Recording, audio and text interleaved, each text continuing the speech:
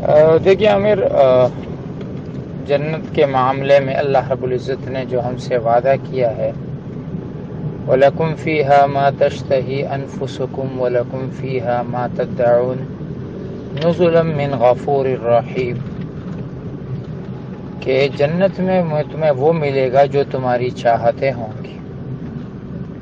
اور جو تم مانگو گے تمہیں دیا جائے گا۔ نُزُلًا مِّنْ غَفُورٍ رَّحِيمٍ، غفور الرحیم رب کی طرف سے یہ تمہاری مہمانی ہوگی۔ لہٰذا یہ بات یقینی ہے کہ جنت میں انسان جس چیز کی چاہت رکھے گا اللہ رب العزت اس چاہت کو پورا فرما دیں گے۔ دنیا اور آخرت کے جو معاملات ہیں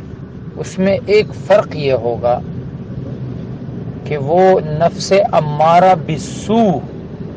وہ نفس جو ہمارے اندر موجود ہے اور ہمیں برائیوں کا حکم دیتی ہے، اللہ رب العزت اس نفس امارہ بالسوء کا خاتمہ فرما دیں گے، اور وہاں پر گناہ، غلطی، برائی اور اس طرح کی جتنی بھی جذبے ہیں وہ سارے جذبے انسان کے اندر سے ختم ہو جائیں گے۔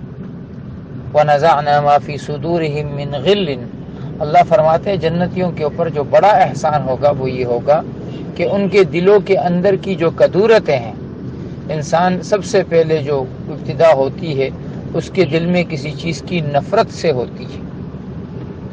اور سب سے بڑا گناہ جو انسانی گناہوں میں سے ایک ہے وہ یہ ہے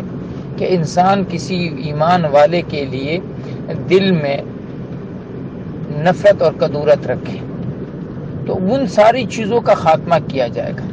لہٰذا وہاں جو بھی جذبہ ہوگا وہ حق ہوگا اور سچ ہوگا، اور اس جذبے میں ایک طرح سے اللہ کی دیدار کی نیت اور جذبہ، اللہ کے نبی کی زیارت کا جذبہ، اللہ کے نبی کے صحابہ کا کو دیکھنے کا جذبہ، وہ جذبہ عقیدت کے ساتھ ہوگا، وہ جذبہ گناہ کے ساتھ نہیں ہوگا، اس لیے کہ گناہ کے جذبوں کو اللہ ختم فرما دیں گے، طبیعتیں ہی گناہ کی طرف نہیں چلیں گی، لہٰذا وہاں پردے وغیرہ کا حکم نہیں ہوگا، بلکہ جو انسان چاہے گا اللہ اسے ضرور نصیب فرمائیں گے۔